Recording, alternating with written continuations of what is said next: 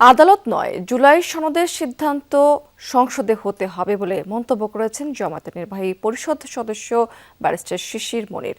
তিনি বলেছেন, আদালতের ঘাড়ে বন্দুক রেখে কোনো সিদ্ধান্ত হলে সেটা বুমেরাং হবে। আর দলটির মুখপাত্র বলেছেন, আদালতের রায়ের পর বিরোধী রাজনৈতিক দলগুলো সিদ্ধান্ত জানাবে।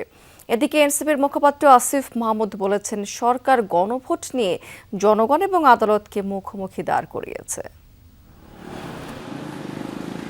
জুলাই সনদ বাস্তবায়ন আদেশ স্থগিত চেয়ে করা রিটের শুনানি শেষে মঙ্গলবার আদেশের জন্য দিন ধার্য করেছেন আদালত। সোমবার রাতে সংবাদ সম্মেলনে কথা বলেন জামাতের মুখপাত্র এহসানুল মাহবুব জুবায়ের ও দলের নির্বাহী পরিষদ সদস্য অ্যাডভোকেট শিশির মনির। এ সময় দলের মুখপাত্র বলেন, আদালতকে ব্যবহার করে গণভোট বাতিলের চক্রান্ত হচ্ছে। দলের নির্বাহী পরিষদ সদস্য অ্যাডভোকেট শিশির মনির বলেন, গণভোট বাতিল হলে জাতীয় নির্বাচন সহ ৫ আগস্টের পরের সব সিদ্ধান্ত চ্যালেঞ্জের মুখে পড়বে।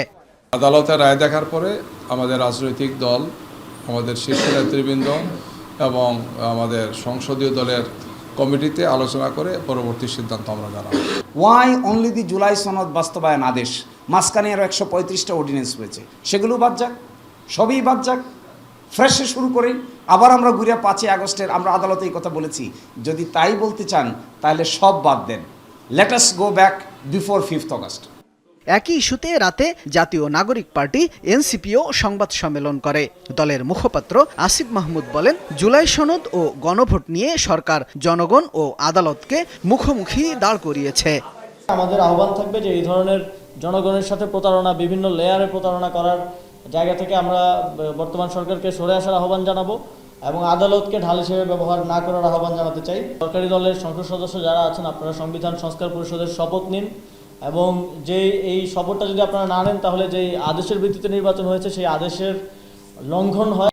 জুলাই সনদ বাস্তবায়নে সব সংসদ সদস্যকে দ্রুত সংবিধান সংস্কারের শপথ নেয়ার আহ্বান জানান আসিফ মাহমুদ।